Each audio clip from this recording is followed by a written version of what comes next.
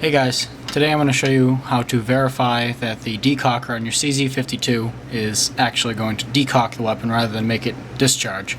This is an old Czechoslovakian service pistol designed in 1952. It shoots the 7.62 by 25 Tokarev round, and it's a really fun gun. It's pretty inexpensive. This isn't actually my gun. My buddy picked it up the other day, but I was so interested in it, he let me borrow it for a couple of days, which I am very grateful for. And yeah, let me just verify that it's safe. It was loaded. See that it's empty.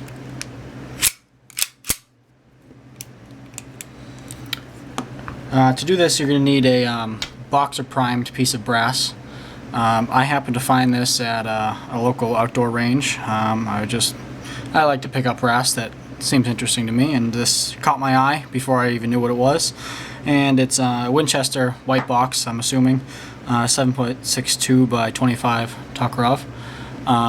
And it happened to be boxer primed, so I could drive the old primer out and put a new one in, a small pistol primer, to verify that this decocker function on this weapon serves to decock the weapon and not actually cause it to fire, which some of them, if the interceptor notch is worn, can cause this gun, the hammer, to engage firing pin and cause it to fire inadvertently when you hit the decocker.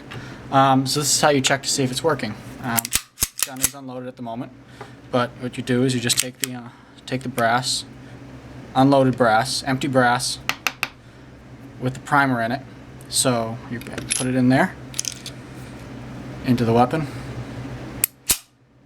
close it, and it's currently unsafe. The modes of fire are fire, safe, and then you press up again to decock it.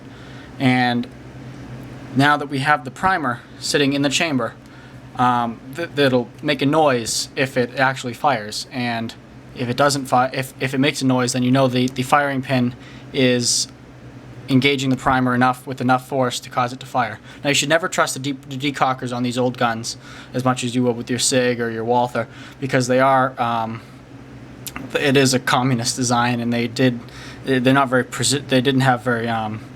precise machining tools at the time, and it's not a very reliable design. So you should never trust it. If you're going to decock it, you should always point it in a safe direction before you do. But this is just to know that you're not going to be to verify that you're not going to be surprised every time you use a decocker, have it fire. So what you do is you just push up the decock, and if it doesn't work, you're going to have pretty loud noise, but it's pretty safe.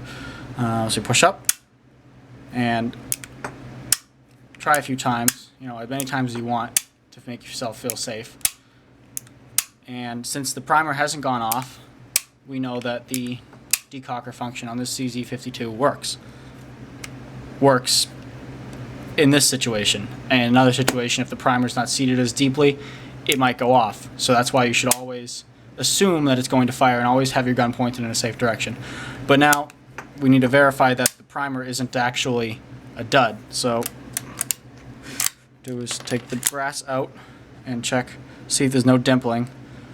There's a small dimple, but that's par for the course for these weapons. I mean, it's just not engaging in it with enough depth to cause it to go off. So now we can to verify that the primer is not a dud, which would make this test useless, we have to have a control. So now we take it, put it on fire, pull the trigger, and it's going to make a pretty loud noise, and my neighbors are going to complain, but I don't care. So I pull the trigger, and it goes off. And that's how you can check that the decocker on your CZ-52 works. Have a good day, guys.